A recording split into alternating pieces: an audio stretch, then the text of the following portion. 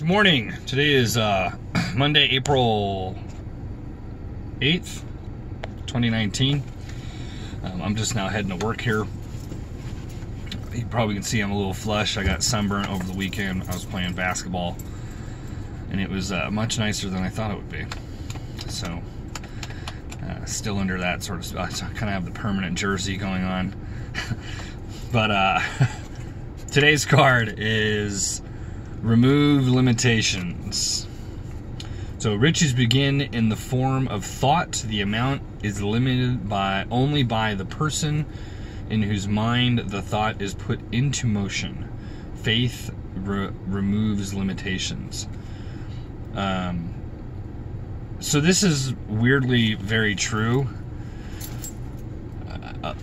Everyone is guilty of this. When you put limitations on yourself, most of the time it's through fear. I can't do something, or this is my cap, usually because you've never done it, which is kind of funny. If you've never done something, how can you limit where you're at with it? I don't understand that.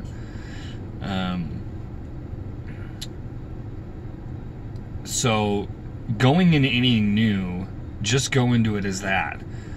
And if you do that, what tends to happen is you tend to have a goal, usually very small for yourself, and you slowly want to achieve an increase in that, because everyone wants to be, exceptional at anything that they do. It just needs practice, and practice is, as we've already talked about in past, is something that's necessary. If you don't have practice, then if everyone does a one-time shot, then no one's good at anything.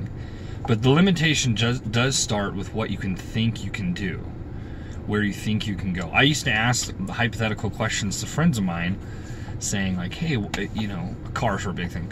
What's your dream car? If you could have any car in the world and you could attain it, what would it be? And sometimes I would get grandiose answers.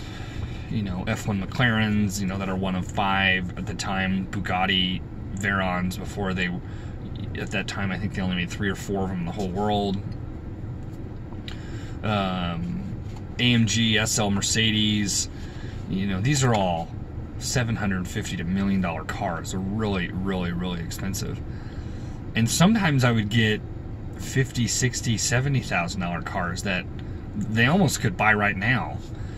That would be their dream car. So I don't know, or that, and that, in my opinion, is setting a limitation. So if that is something that you really want, why not go for something huge? I don't understand that. It's like if you could travel anywhere in the world and, I just want to go to the next town. Well, that's 2 hours from here. Go drive over there right now. That's such a minimal thing to shoot for. Always ask big.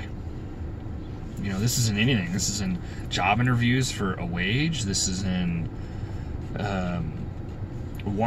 being a part of a sports team, asking for coaching, anything of that nature.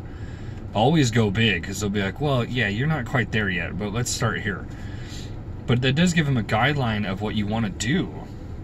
If you set limitations, here's the problem with setting limitations, especially if you speak out to them, to people that could help you get there, is they will put the amount of effort in which how large the goal is.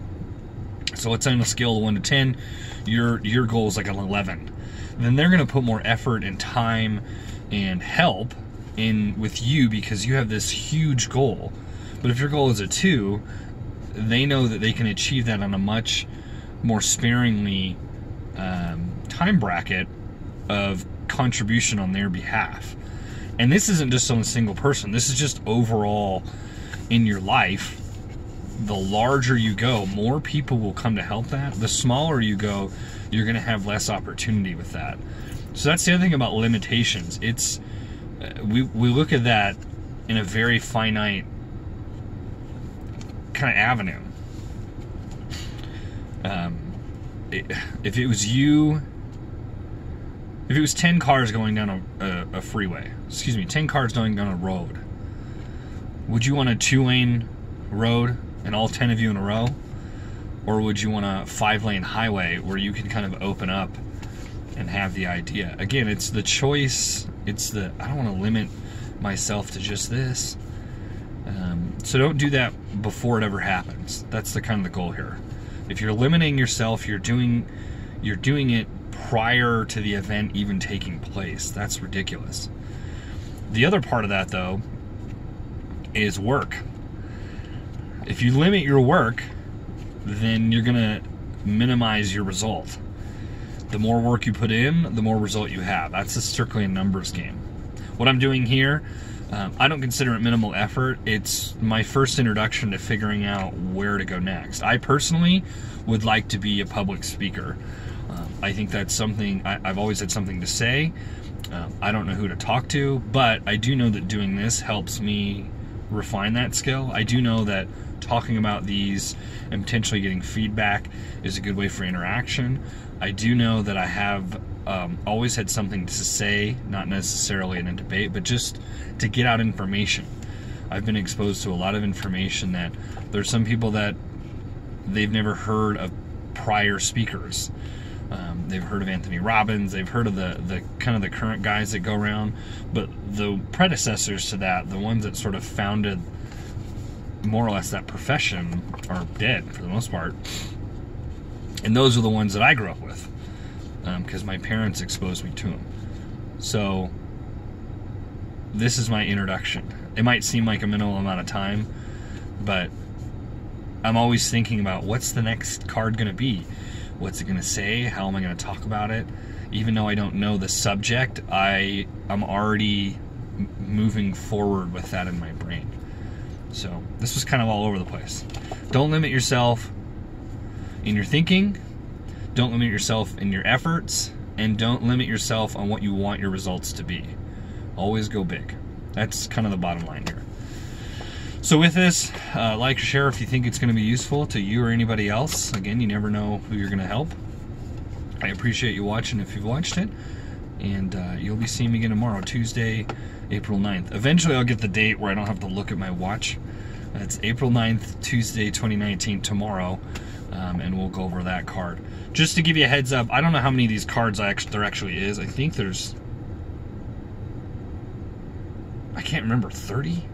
That doesn't sound right. After that, though, I'll be reading some books. There's a handful of books that I have that I think everyone should be exposed to. Depending on the size of the book, I'll either go over it all in a single video or I'll go chapter to chapter. Think and Grow Rich is one of those that it's an intense read, but it's definitely one you don't want to get a whole bunch of information at once. This would be way too long. So be on the lookout for that. I think there's probably 10 books I gotta read. That would probably carry me out through the end of the year, maybe. Maybe not. Maybe through the end of the summer. Then I'll have to buy more. Again, like and share. Appreciate it, you guys. And I will see you tomorrow.